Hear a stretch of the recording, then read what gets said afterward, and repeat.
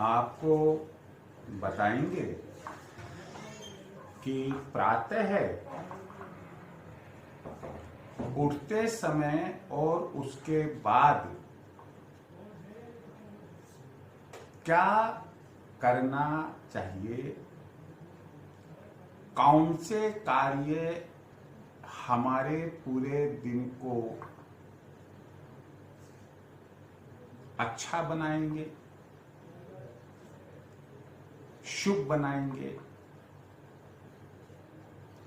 किस तरह से हमें प्रातः उठकर अपनी दिनचर्या प्रारंभ करनी चाहिए। आपको मैं सबसे पहली जानकारी यह देना चाहूंगा कि जैसे ही हमारी आंख खुलती है, हमें आभास हो जाता है कि आंख खुलने वाली है। हमें यह देखना चाहिए कि कौन सा स्वर हमारा चल रहा है। जो स्वर हमारा चल रहा होता है उसी तरफ का हाथ अपनी पूरी बॉडी पर 3 बार घुमाए। हाथ देखे, कराग्रे वस्ते लक्ष्मी, कर मध्य सरस्वती, कर मूले स्थितो ब्रह्मा, प्रभाते कर रश्मि। ये मंत्र बोलते हुए देखे। करवट लेकर ही आप उठे। आप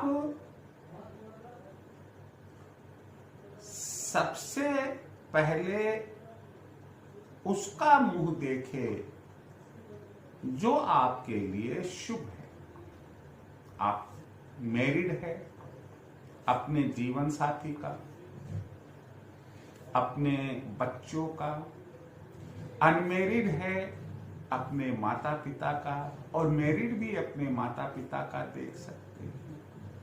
यदि कमरे में गाय की तस्वीर या गाय का बछड़ा दूध पीते हुए कोई छोटी मूर्ति रखी हुई है, हम दर्शन कर सकते। एक बात को हमेशा ध्यान रखिए, कभी भी उठते ही आईना नहीं देखना चाहिए। क्यों नहीं देखना चाहिए?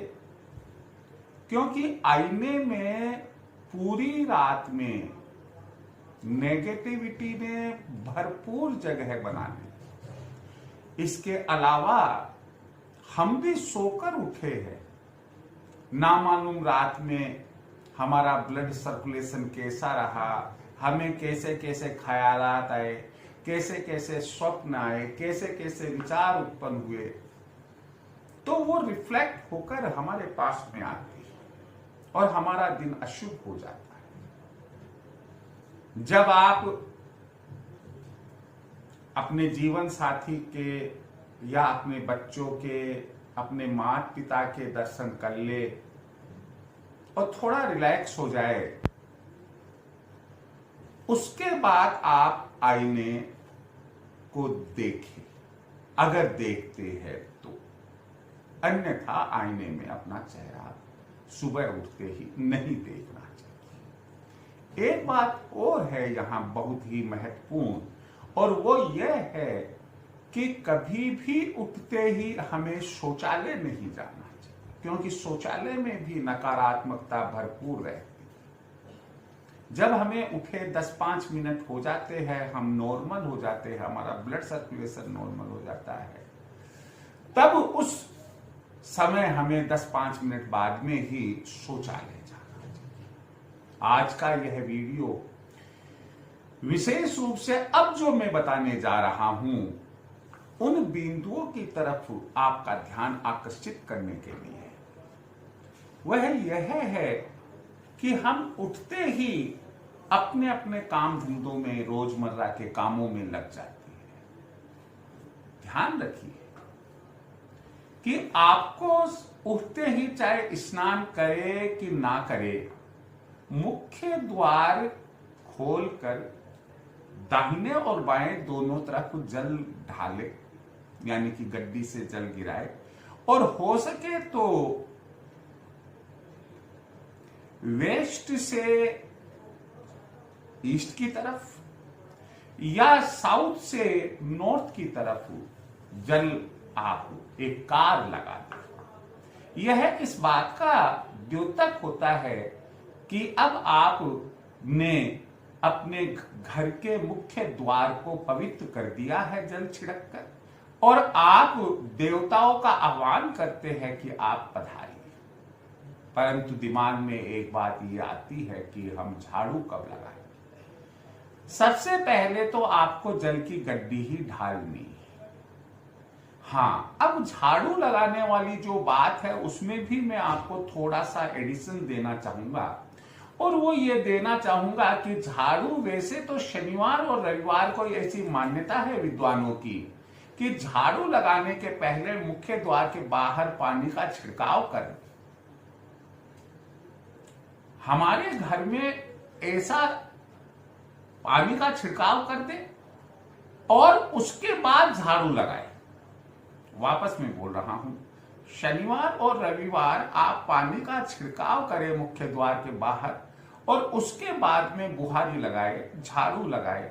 ऐसा करने से ऐसी मान्यता है कि घर में हारी, बीमारी, आदि व्याधि और जो दूसरी प्रकार की हवाएं है वो हमारे घर में प्रवेश नहीं करती है, नहीं कर सकती है। लेकिन फिर कुछ विद्वानों ने कहा कि खाली एक शनिवार और इतवार को ही हम ऐसा क्यों करें, क्यों नहीं हम रोजाना ही एक नियम बना ले कि जैसे जल की गड्डी ढाली हमने, उसके बाद में बाल्टी या मग्गा लेकर और बाहर छिड़काव सा कर दे हम, और उसके बाद में हम बुहारी लगा दे बाहर की मुख्य द्वार की। तो ये बात हुई। अब इसके बाद में ये सवाल उत्पन्न होता है कि भाई हम पूजा करेंगे, रसोई में भी जाएंगे, तो पूजा करने के संबंध में हमें क्या सावधानी रखनी चाहिए? देखिए, भगवान को हम फूल अर्पित करते हैं, फूल चढ़ाते हैं, तो फूल को तोड़ेंगे तो ही तो हम चढ़ाएंगे। अगर हमारी बगिया में, हमारी गार्डन में, बगीचे में फूल है तो फूल को तोड़ना पड़ेगा। तो फूल को तोड़ना कब चाहिए? स्नान करने के पहले, स्नान करने के बाद। तो मैं यहां स्पष्ट करना चाहूंगा कि फूलों को आप स्नान करने के पहले ही तोड़ ले।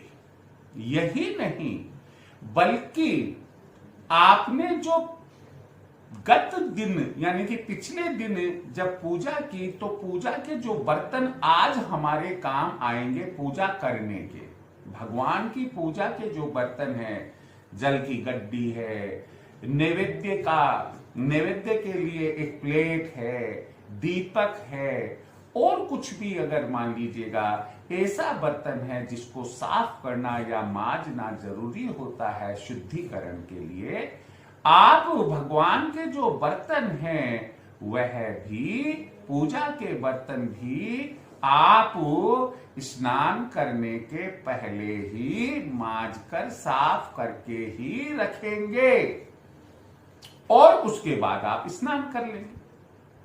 कई लेडीज में, गृहिणियों में एक छोटी सी आदत है, और वो स्वाभाविक भी है, क्योंकि वर्तमान जो डायनेमिक युग है, गतिशील युग है, और एक व्यस्तता रहती है इंसान को, और कम समय में अधिक से अधिक काम सल्टाना चाहते हैं, तो वो पूछते हैं, अरे भाई तुम्हारे चाय बना दूं, तुम्हारे नाश्ता लगा दूं, तुम्हारे नाश्ता बना दूं, फिर मैं पूजा करूंगी। तो यहां एक चीज को ध्यान रखना कि शास्त्रों में इस चीज का उल्लेख मिला है कि आप स्नान करने के तुरंत बाद पूजा कक्ष में ही जाएंगे। आप रसोई घर में जाकर कोई भी काम नहीं करेंगे, अन्यथा आप पवित्र नहीं है। यह विधान है, इसमें आप और मैं कुछ भी नहीं कर सकते। मैं मानकर चलता हूं कि व्यवहार में ऐसा सामान्यतया नहीं हो पा रहा है। कोशिश करने में हमें कोई बुराई नहीं है। अब हम एक बात और यहां ध्यान रखें। क्या ध्यान रखें कि भाई तुलसा जी की भी तो जरूरत पड़ती है। तो तुलसा जी, तुलसा पत्र चढ़ाने के लिए तुलसा जी तोड़नी पड़ेगी अपने बगीचे में से, तुलसा वृंदावन में से। तो वो कब तोड़े? क्या नहाने के पहले या नहाने के बाद? तो यहां मैं आपको बता दूं कि तुलसा पत्र नहाने के बाद में ही आपको तोड़ना है और वही मान्य है। इस तरह से आज मैंने आपको कुछ प्रातः उठने से लेकर और पूजा पाठ और रसोई आदि की जानकारी, पूजा पाठ से संबंधित यानी पूजा कक्ष में जाना और फूल तोड़ना, कब नहीं तोड़ना, तुलसा पत्र कब तोड़ना, कब नहीं तोड़ना, बर्तन भगवान के कब माजना, नहीं माजना, इनकी जानकारी दी। उम्मीद है कि आप को ये सब समझ में आया होगा और आप अपनाने की भी कोशिश करेंगे। अगर इनमें से कोई बात आप नहीं अपना पा रहे हैं और अगर आपको कोई जानकारी लेनी हो तो आप कमेंट बॉक्स में लिखें। जय श्री कृष्ण।